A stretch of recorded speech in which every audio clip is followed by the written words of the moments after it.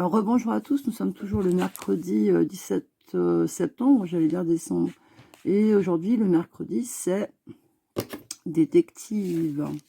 Donc, attendez, pour que ça soit plus joli, hein, pour le plaisir des yeux, je vous mets le repas de Vonda ce soir, dont vous aurez évidemment un petit, quoique c'est un pléonasme, vous aurez un short. Et puis, celle qu'il a choisi, hein, je vous ai dit tout à l'heure, vous vous rendez compte le prix? Nico me disait 3 € et quelques. Alors, c'est de la marque, hein, c'est Panzani.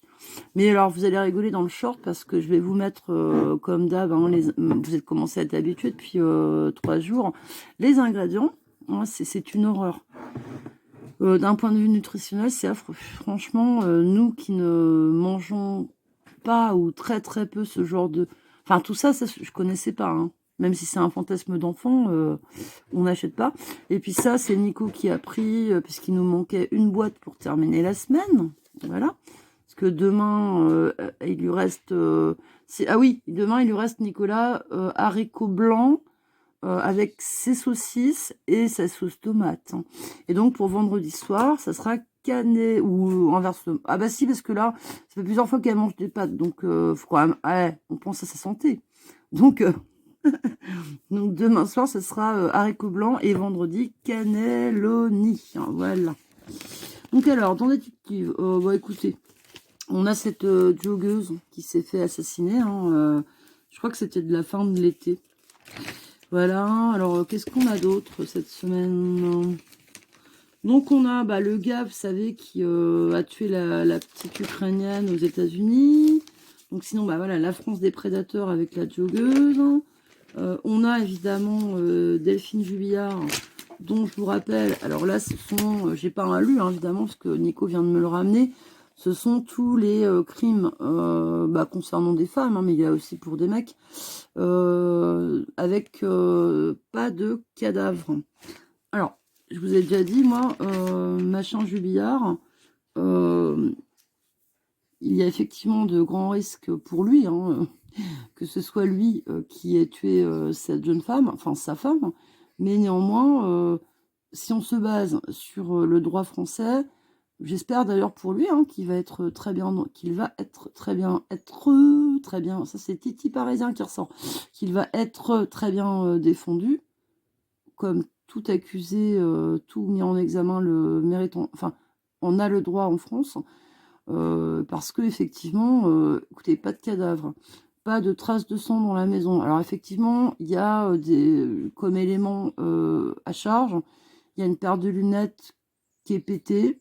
Mais vous savez, moi, quand je m'assois, par exemple, si je m'endors sur le canapé le soir, il peut m'arriver parfois d'avoir mes lunettes, je suis presbyte, donc ce sont des lunettes, vous savez, de chez Action ou de Super U, enfin bref, je ne suis pas, sinon j'ai, Dieu merci, par rapport au prix, j'ai pas de problème de vue autre. Donc du coup, ça a pu m'arriver de m'asseoir parce que les lunettes avaient glissé de mon nez, de me relever et de péter la paire de lunettes.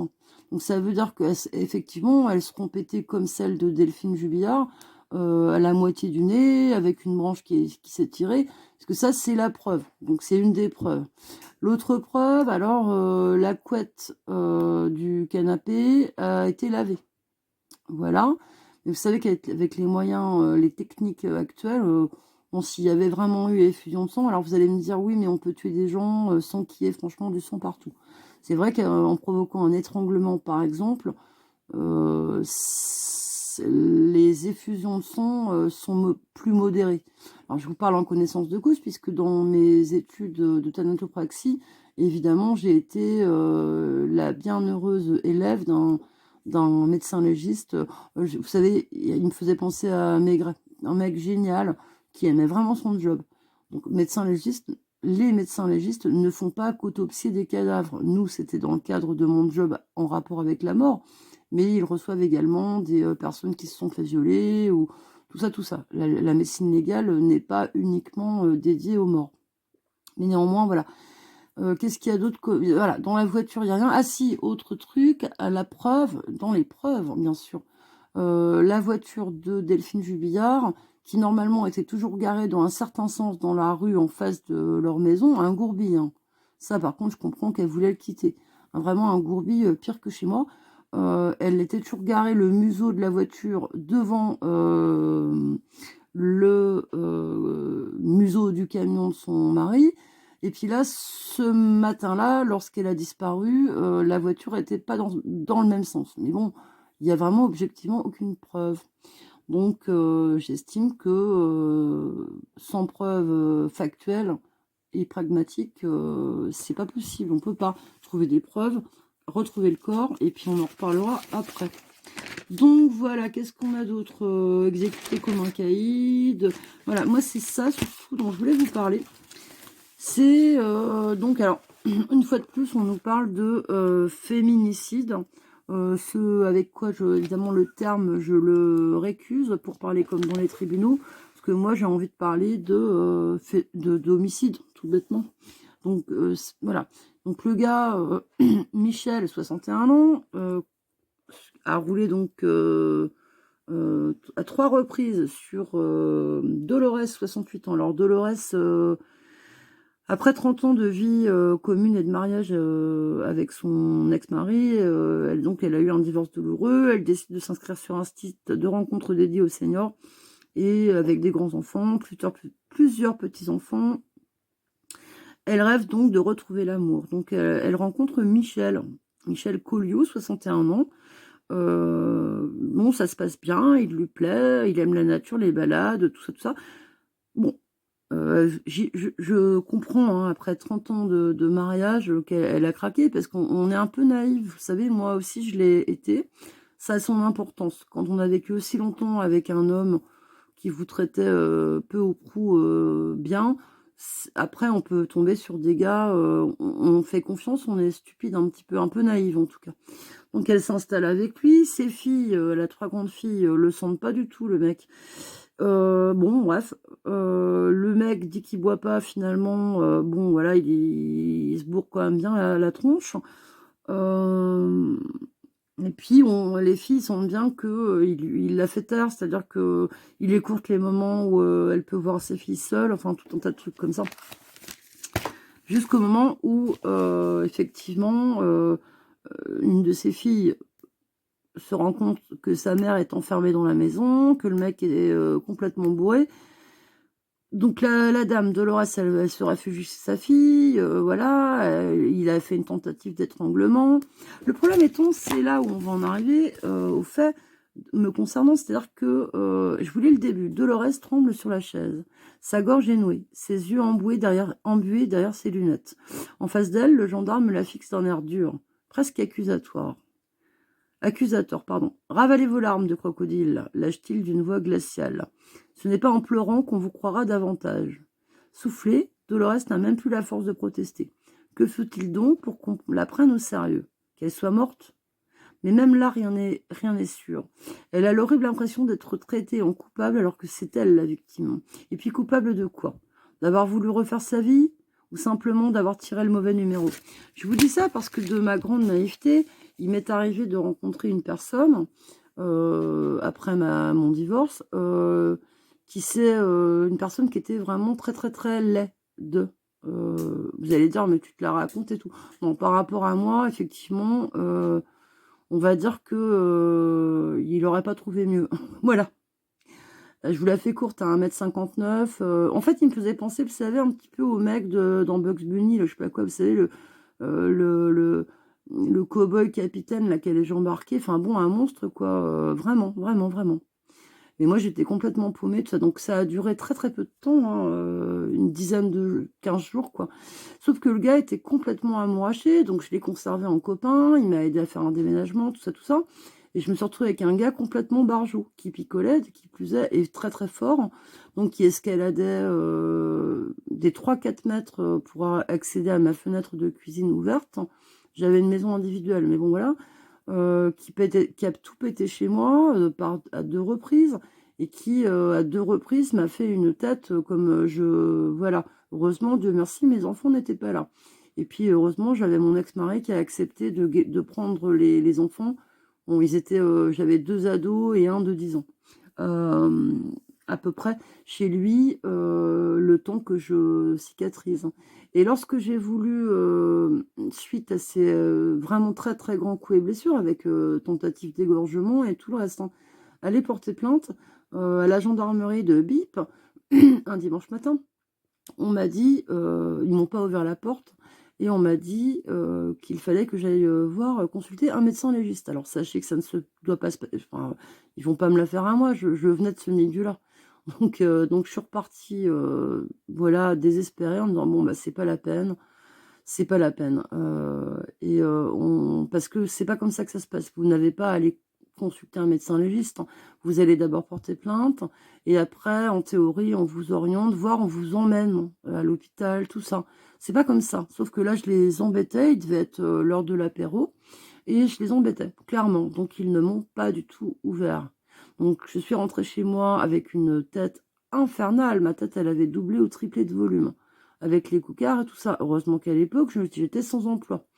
Parce qu'après ma séparation, bah oui, il a bien fallu que je bosse, et il y avait des périodes où c'est pas simple, hein, même avec certains diplômes, de retrouver du boulot. Et voilà. Alors après, je ne dis pas qu'ils sont tout le temps comme ça. Moi, la fois où j'ai eu à porter plainte contre une personne par rapport à YouTube, et c'était justifié et avec des preuves, ceux de la brigade de mon village m'ont vraiment pris très très au sérieux. Peut-être parce que j'étais accompagnée de mon mari, je ne sais pas. Ça reste à prouver, effectivement, je sais pas. Et sinon, non, c'est vraiment des gens, globalement, moi, là, en tout cas, qui se comportent bien. Mais là, cette fois-ci, non. Et je pense d'ailleurs qu'en tant que femme seule, non. C'est tout le temps comme ça. Moi, je me suis pris une prune une fois ici, il y a très très longtemps, derrière un troupeau de cyclistes. Là, c'était déjà le problème. À l'arrêt, Nico m'appelle, mais j'étais vraiment à l'arrêt. Je me range un peu et manque de bol, tac tac tac, parce que le troupeau avait évidemment, c'était un le passage, donc je me range un peu et je vois quoi derrière moi, toc toc toc, ça tape. 2 gendarmes. Et sachez que dans mon village, c'est la totale. On a la brigade autoroutière et les gendarmes du village. Donc autant vous dire. Et c'est des cow-boys ici. Ils aiment bien. Ils aiment bien sortir voilà, leur baloche. Et donc, je fais: attendez, vous rigolez ou quoi? Parce qu'en fait, Nico m'appelait 200 mètres plus loin, le hangar, pour me dire je ne sais plus quoi. Et je réponds, et là, pim, ils m'ont aligné de 190 € à l'époque, mais ça a augmenté maintenant, et 3 points de permis en moins. Voilà, il n'y avait rien à leur dire de toute façon. Et c'était 2 gamins, et je peux vous promettre qu'ils ont fait le tour j'ai un trafic 9 places, puisque j'avais beaucoup d'enfants, ils ont fait le tour du véhicule, ils m'ont fait la totale, quoi. Donc effectivement, je suis partie en les traitant de noms d'oiseaux. J'ai eu du bol qu'ils ne me retiennent pas également insultes, je sais pas quoi, parce que là, effectivement, je me suis pas gênée. Donc, et ce gars-là, on apprend. Donc, ce qui se passe, c'est elle le quitte, hein. Et puis, il y a une injonction quand même, parce qu'elle se prend quand même, après avoir été étranglée 5 jours d'ITT. Ah non, c'est Morgane, sa fille. Elle se dit: il faut que je m'en aille, elle s'en va.